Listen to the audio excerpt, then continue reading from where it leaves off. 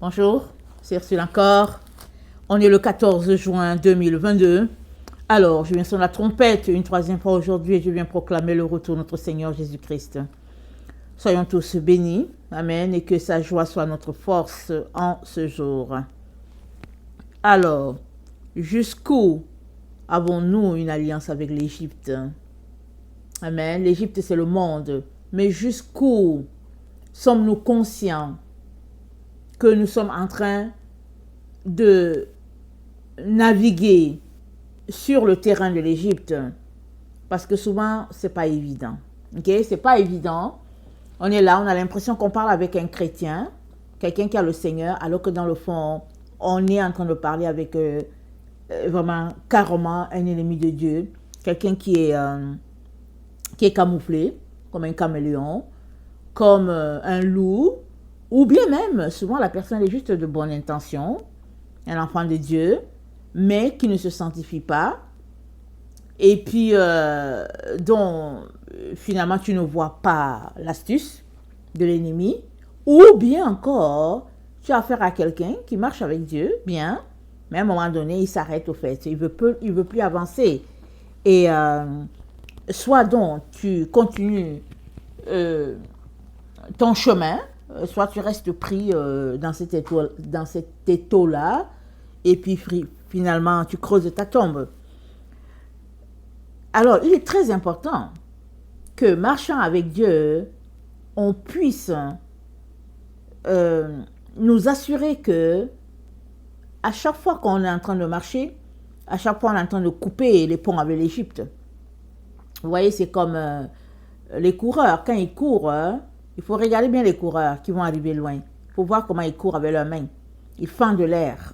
Un coureur qui va loin, il fend l'air. Pendant qu'il court, il fend l'air. Tu sais qu'il va aller loin. L'autre qui court et puis il a les mains un peu à côté de lui ou quoi, il ne va pas arriver loin. Alors, c'est les gens comme les Ursules là, qui ne courent pas loin et puis ben voilà. Mais une personne qui court, ça dit qu'on connaît les sprinteurs là, on les connaît. Mais toi, un enfant de Dieu, tu as appelé à poser ta main d'une façon pour arriver. Dans ton sprint là, tu as appelé à le faire d'une façon, d'une manière pour arriver. Et souvent, ça va prendre que tu puisses te couper de la famille, que tu puisses te couper des amis, que tu puisses vraiment te séparer de tout le monde, et puis tu te retrouves seul. Parce qu'il faut que tu arrives. Et une fois arrivé, c'est là que tu vas te tourner pour dire, ok, maintenant, comment est-ce que je peux aider? Et souvent, c'est nécessaire. Et c'est même essentiel. Et c'est même primordial. Regardez ce que Dieu dit dans Ésaïe 30. Il dit, malheur, dit l'Éternel, aux enfants rebelles, qui prennent des résolutions sans moi et qui font des alliances sans ma volonté, pour accumuler péché sur péché, qui descendent en Égypte sans me consulter, pour se réfugier sous la protection de Pharaon et chercher un abri sous l'ombre de l'Égypte. La protection du Pharaon sera pour vous une honte, et l'abri sous l'ombre de l'Égypte une ignominie. On se rappelle comment Abraham est allé trouver refuge chez le Pharaon, et le Pharaon a pris sa femme Sarah. Il a fallu que Dieu envoie les plaies à la maison de Pharaon pour que Pharaon vérifie pour dire mais qu'est-ce qui se passe et tout. Et puis on lui a dit, finalement il s'est rendu compte que c'était la femme d'Abraham. Il a dit à Abraham, qu'est-ce que tu m'as fait là? Abraham lui a dit, j'avais peur de mourir. Mais est-ce que Dieu lui a dit d'aller en Égypte? Non, il a vu qu'il y avait la famine, il a décidé d'aller en Égypte parce qu'il savait que là-bas, il a entendu que là-bas il faisait bon vivre. Isaac a fait pareil. Et il a fait exactement comme son père a fait. Il a menti aussi. Il a dit que bon, Rebecca, c'était sa sœur ou quelque chose. Il a fait exactement comme ce que son père Abraham a fait. Alors, souvent quand on s'éloigne du chemin de Dieu, on se retrouve à faire des compromis qu'on n'aimerait pas. Et ils se sont retrouvés vraiment dans une situation assez fâcheuse. Dieu a intervenu, on a envoyé des plaies. Mais qu'est-ce qui les envoie en Égypte? La situation physique, l'état matériel de la région. Il ne pleuvait pas. Et puis, en Égypte, c'était plus... au fait, l'Égypte était un pays béni, on sait ça. On sait que Joseph est devenu le second du Pharaon, justement parce que la famine était sur la terre, mais à l'Égypte, il y avait à manger. Alors, donc, Dieu prend cet exemple-là pour nous mettre en garde contre ces situations où on est mal pris. Et on s'arrête, on se dit comment faire. Je veux manger, je veux vivre, je ne veux pas périr, je veux payer mon loyer, etc., etc. Et puis on s'arrête, on se met à faire des compromis. Justement, Dieu n'aime pas ça. Alors, si tu as décidé de marcher selon Dieu et le Dieu d'Israël, il faudrait que tu le mettes à l'épreuve. Puisque tu es dans cette situation à cause de lui, il faudra que tu le mettes à l'épreuve pour dire, Seigneur, me voici donc. Mais ne le mets pas en colère en disant, Seigneur, j'ai décidé de te suivre, mais là, comme la situation est difficile, je préfère retourner sur mes pas. Parce que si tu passes par une situation difficile, c'est pas parce que Dieu ne peut pas pourvoir. Souvent, Dieu permet cette situation parce qu'il veut t'attirer plus proche de lui. Ou bien, il permet cette situation parce qu'il veut t'éviter l'autre chemin que tu aurais pris. Alors, il te laisse là, dans une situation de désarroi, et puis il regarde, qu'est-ce que tu vas faire? Est-ce que tu vas faire appel à lui? Ou bien est-ce que tu vas tout simplement aller dans le sens contraire? Et souvent aussi, Dieu veut que tu choisisses. Alors l'évidence même est là, mais il te place devant une situation, devant deux situations. Tu as deux chemins devant toi. Tu es au carrefour et tu as deux chemins. Et là, la sagesse dit qu'elle se tient au carrefour. Elle se tient à l'entrée des portes. C'est là que la sagesse est. Donc, si tu es dans une situation où tu ne sais s'il faut aller à gauche ou à droite, que tu ne sais pas s'il faut aller à gauche ou à droite, qu'est-ce que Dieu fait? Il fait que tu fasses appel à la sagesse. Parce que la sagesse, elle est toujours au carrefour. Alors, faisant appel à la sagesse dans tes situations où tu ne sais pas où te tourner, tu acquiers plus de sagesse. Et tu deviens un homme sur qui, une femme sur qui Dieu peut compter. Parce que, vraiment, de situation difficile en situation difficile, Dieu t'a donné d'accumuler beaucoup de sagesse. Alors, le verset 4 dit déjà, ces princes sont à Tsoan et ses envoyés ont atteint Anès. Tous seront confus au sujet d'un peuple qui ne leur sera point utile, ni pour les secourir, ni pour les aider, mais qui fera leur honte et leur opprobre. Sentence des bêtes du midi, à travers une contrée de détresse et d'angoisse, d'où viennent la lionne et le lion, la vipère et le dragon volant. Ils portent à dos d'âne leurs richesses et sur la bosse des chameaux leurs trésors, à un peuple qui ne leur sera point utile, car le secours de l'Égypte n'est que vanité et néant. C'est pourquoi j'appelle cela du bruit qui n'aboutit à rien. Va maintenant, écris ces choses et devant eux une table. Mets devant eux une table, va écrire ces choses devant eux sur une table et grave-les dans un livre, afin qu'elles subsistent dans le temps à venir, éternellement et à perpétuité. Car c'est un peuple rebelle. Ce sont des enfants menteurs, des enfants qui ne veulent point écouter la loi de l'Éternel, qui disent aux voyants, ne voyez pas, aux prophètes, ne nous prophétisez pas des vérités, dites-nous des choses flatteuses, prophétisez des chimères, détournez-vous du chemin, écartez-vous du sentier, éloignez de notre présence le Saint d'Israël.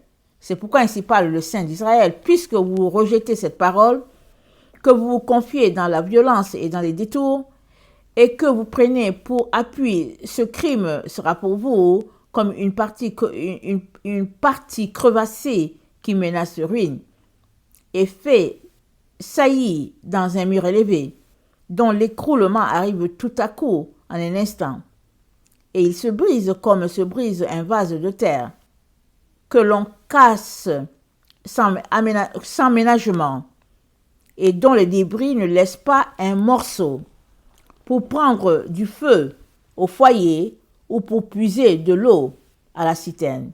Car ainsi parle le Seigneur l'Éternel, le Saint d'Israël, c'est dans la tranquillité et le repos que sera votre salut. C'est dans le calme et la confiance que sera votre force. Mais vous ne l'avez pas voulu. Vous avez dit non, nous prendrons la course à cheval. C'est pourquoi vous fuirez à la course. Nous monterons des coursiers légers. C'est pourquoi ceux qui vous poursuivront seront légers. 1000 fuiront à la menace d'un seul, et à la menace de 5, vous fuirez, jusqu'à ce que vous restiez comme un signal au sommet de la montagne, comme un étendard sur la colline. Alors, la colline, nous savons que c'est le lieu élevé où Dieu se trouve. Alors, Dieu est en train de parler de ses enfants qui retournent dans le monde, ou bien qui essaient de trouver un compromis, parce que ça ne va pas, parce que la situation n'est pas ce qu'ils espéraient. Alors souvent, quand on décide de suivre le Seigneur et de tout lui laisser, on s'imagine des choses. On se dit, bon voilà, il y a un bon papa, il va nous faire ceci, il va faire cela. On s'imagine une situation de confort quand même. Alors, Dieu n'a rien contre le confort, mais souvent il nous enlève tout. Il nous enlève tout le confort possible. Pourquoi? Parce qu'il veut qu'on se concentre sur lui. Et aussi, il veut vraiment savoir, est-ce qu'on veut vraiment continuer avec lui ou pas? Souvent, tu t'engages à suivre Jésus, mais dans le fond, tu ne te connais pas toi-même. Est-ce que tu as de l'endurance? Est-ce que tu veux vraiment aller de l'avant? Et on se retrouve souvent et souvent dans des situations de compromis de ce genre. Et puis finalement, on ne sait pas où se tourner. Et Dieu nous demande, en tant que ses enfants, excusez, souvent avec les jeunes, c'est pas toujours évident. Alors, excusez le bruit et puis l'interruption. Alors, souvent, donc, on se retrouve à faire des compromis. On veut faire des compromis parce qu'on se dit que c'est la meilleure façon. Mais Dieu ne veut pas qu'on soit dans une situation de compromis. Il n'aime pas ça pour ses enfants du tout, du tout. D'ailleurs, le compromis, c'est aller contre ce que Dieu veut. Dieu nous demande de choisir et de décider. Quelqu'un qui marche dans le compromis, c'est la personne qui a un pied avec Dieu et puis un pied avec le monde, dans le monde. Mais ce n'est pas une situation qui convienne à qui que ce soit, peu importe l'endroit où tu es. Que tu sois du côté de l'ennemi, que tu sois du côté de Dieu, ce n'est pas une situation convenable. C'est toujours bon de décider et d'assumer les conséquences de nos décisions. Okay? Les conséquences. Alors, rien n'est caché. Dieu a déjà dit à tout un chacun, si tu prends telle voie, voilà ce qui va t'arriver. Si tu prends telle autre, voilà ce qui va t'arriver. Et la pire des choses, c'est justement de ne pas décider et puis d'être dans la voie du milieu. Alors, c'est un peuple rebelle, des enfants menteurs, des enfants qui ne veulent point écouter la loi de l'Éternel. Donc, vous savez que la loi de l'Éternel, c'est ce qui régit nos vies, n'est-ce pas? La loi de l'Éternel, c'est elle la lumière. C'est elle le phare dans nos vies. Parce que la parole de Dieu, ce n'est que loi, au fait. Alors, si tu veux marcher selon Dieu, si tu veux être un enfant obéissant, c'est d'obéir aux lois de l'Éternel. Comme Jésus-Christ lui a dit, Jésus-Christ lui-même l'a dit. Il dit, si vous m'aimez, gardez mes commandements. Et Jésus-Christ lui-même là, il n'a pas envoyé des commandements. Les commandements qu'il a, c'est les commandements de son Père, parce qu'il était un enfant au service de son Père. Et il nous dit que c'est comme ça qu'il va voir notre amour pour lui. C'est pas parce qu'on va le servir, c'est pas parce que on envoie un montant à une œuvre de charité. Tout ça c'est bien, mais c'est pas ça. Il nous dit, si tu m'aimes là, tu devrais être en train de marcher selon mes lois. Et la loi de Dieu, c'est la lumière. Et il met en éveil, il pointe le fait que les enfants de Dieu ou bien les enfants rebelles là, ne veulent pas de prophétie. Ils ne veulent pas... ils veulent juste des paroles flatteuses. Ils veulent qu'on les flatte, mais ils ne veulent pas la vérité. Ils ne veulent pas qu'on le leur dise. Pourquoi? Parce que la droiture n'est pas dans leur cœur. Ils veulent marcher selon la chair. Et au verset 12, dont Dieu dit, « Puisque vous rejetez mes paroles, et que vous vous confiez dans la violence et dans les détours, et que vous les prenez pour appui, ce crime sera pour vous comme une partie crevassée qui menace ruine. » Alors, ils vont en Égypte, les enfants de Dieu retournent en Égypte. Okay? Ils ne veulent pas cette situation qui semble difficile pour la chair, que ce soit une situation de désert, peu importe la raison, la cause de ton retour en Égypte. Je ne sais pas quelle est la cause. Peu importe la cause, Dieu dit que ce n'est pas ça qu'il attend de nous. Et même si on continue, il nous dit que c'est dans la tranquillité et le repos que sera notre force. Alors notre Dieu, ce n'est pas un Dieu de dispute. Ce n'est pas un Dieu agité. C'est dans le calme que sera notre force. C'est ça qu'il nous dit. Et alors il dit, c'est pourquoi ceux qui vous poursuivront seront légers. 1000 fuiront à la menace d'un seul. Et à la menace de 5, vous fuirez jusqu'à ce que vous restiez comme un signal au sommet de la montagne. On dirait que c'est Dieu lui-même qui envoie les gens pour poursuivre ses enfants. Et il dit jusqu'à ce que vous restiez au sommet de la montagne. Et nous savons que le sommet de la montagne, c'est là où se trouve Dieu. Et les enfants de Dieu souvent sont dans une situation... c'est comme s'ils sont faibles. Je dis c'est comme si. Parce que Dieu veut pour eux le calme, la tranquillité. Dieu veut pour eux qu'ils fuient devant une situation. Ils fuient, il dit non, allez-y, vous le fuyez juste sur la montagne. Et souvent, c'est Dieu qui envoie les gens les poursuivre. Je me rappelle un témoignage. Il y a une église qui était au pied de la montagne. C'est au pays du côté de Jakarta. J'oublie le nom du pays. C'est du côté de Jakarta. Il y a eu un tsunami là en 2000, peut-être 2002 ou 2004. On dirait 2004. 2004-2006 là. Et il y avait une église au pied de la montagne et puis ils louaient le Seigneur et tout. Et puis les villageois se sont levés, ils sont venus les voir, ils ont dit vous nous dérangez beaucoup. Nous, on refuse que vous fêtiez le nouvel an. Et puis les chrétiens ont dit mais qu'est-ce qui se passe? Depuis quand? Ils ont dit non, on ne veut pas vous voir ici. Si vous restez ici là, on va juste vous tuer. On ne veut pas vous voir ici. En tout cas, ce nouvel an-là, nous, on ne veut rien savoir de vous. Vous faites trop le bruit. Alors, les chrétiens ont décidé d'aller sur la montagne. Ils ont ramassé leurs affaires, les casseroles et tout. Ils ont dit, OK, on va aller au sommet de la montagne, on va fêter là-bas. Et quand ça va finir, on va redescendre. Ils sont partis. Quand ils sont redescendus, il n'y avait plus de village. Il n'y avait plus personne parce que le tsunami est venu, le tsunami a balayé. Les gens sont morts, tout le monde est mort. Dieu voulait les sauver. Alors la seule façon que Dieu a trouvé, c'est de leur envoyer leurs ennemis. Les ennemis sont venus après eux pour leur faire des histoires. Et puis, ils ont fui tout simplement, ils sont partis. Et à la fin, c'est eux les vainqueurs. Ils sont redescendus et puis c'est eux qui ont possédé le village, comme on dit. Les autres étaient morts.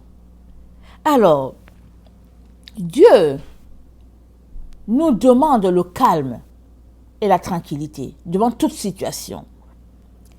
Et il dit à l'habitante de Sion, il dit, tu ne pleureras plus, le verset 19. Il te fera grâce quand tu crieras. Dès qu'il aura entendu, il t'exaucera. Mais quand est-ce qu'il va exaucer l'enfant de Sion? C'est après qu'il ait fait le tri. C'est-à-dire que dans toute cette situation-là qui se passe dans Ésaïe 30, c'est une situation de tri qui se passe. Il y a un groupe qui ne veut pas obéir à Dieu. Il y a un groupe qui dit non, ne nous prophétisez pas la parole de Dieu. On ne veut rien savoir, laisse-nous en paix, et puis patati. Non. Et puis tout ça. Et un groupe qui attaque l'autre et tout. Et Dieu dit à ses enfants, ok, c'est pas grave, vous allez fuir devant 1000 personnes, fuyez, allez-y au sommet de la montagne. C'est-à-dire, on regarde quand on lit ce chapitre d'Ésaïe, on s'arrête, on se dit, mais qu'est-ce qui se passe? On a l'impression qu'on est un peu confus. Mais non, cette situation-là, c'est Dieu lui-même qui l'occasionne pour faire un tri. Il est en train de trier. Alors, ceux qui veulent la paix, le calme, ceux qui se présentent comme faibles, tout ça, eux, ils vont juste aller tranquille au sommet de la montagne pour dire non, la paix, pardon, la paix, pardon.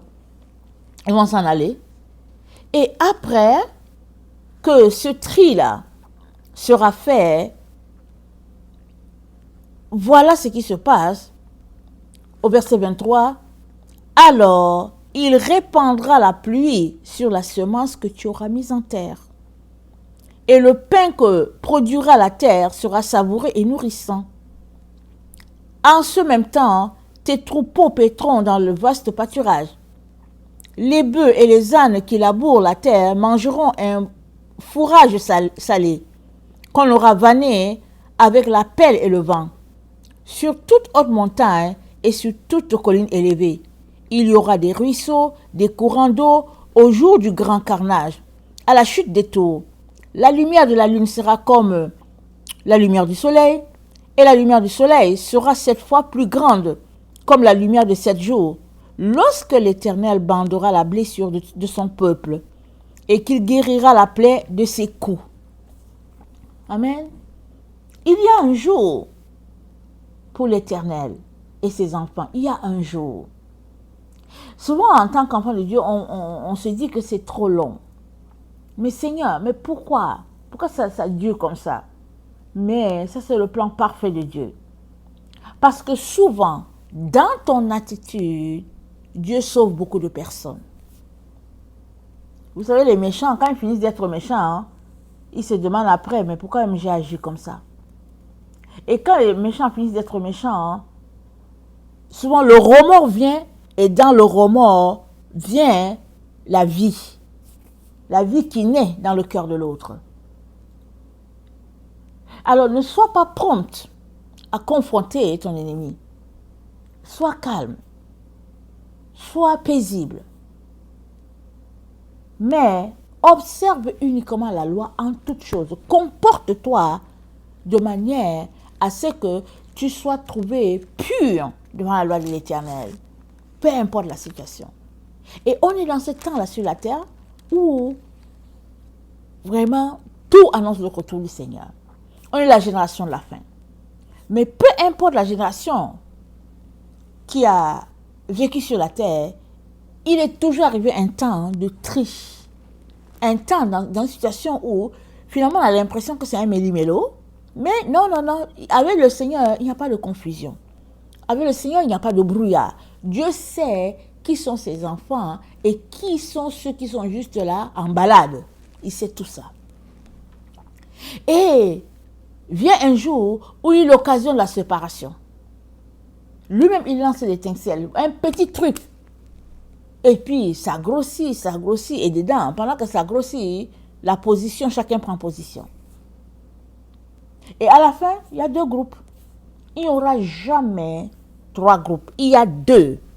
Le groupe qui marche avec Dieu et le groupe qui ne marche pas avec lui. C'est tout. Alors, si toi tu penses que tu es dans le groupe du milieu, le Seigneur, il a horreur de l'hypocrisie. Le groupe du milieu, c'est le groupe des hypocrites. C'est le groupe de ceux qui, au fait, jouent un peu. Ils essaient de jongler pour trouver qu'est-ce qui satisfait leur chair. C'est le groupe de ceux qui ont la crainte des humains.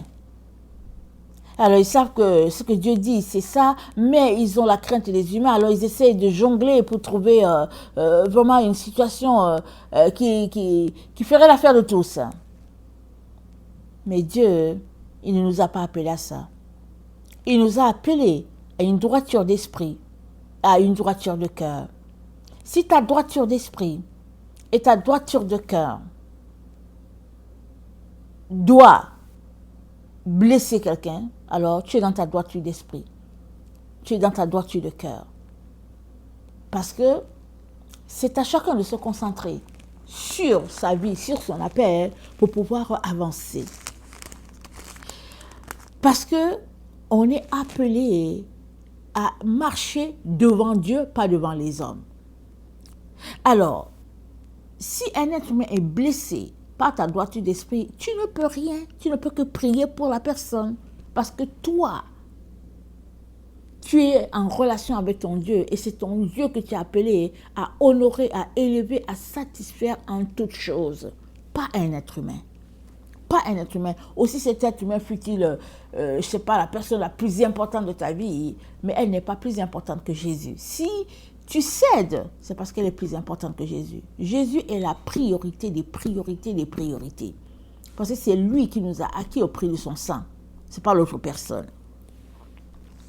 Alors, ce n'est qu'après cette situation de partage-là, que Dieu est en train de départir les gens, ce n'est qu'après cette situation que il dit, il va frapper l'Assyrien.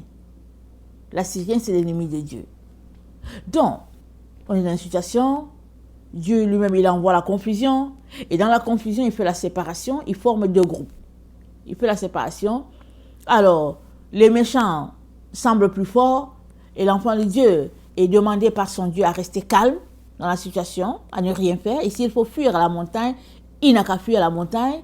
Et l'enfant de Dieu fuit à la montagne, comme un peu pour se réfugier.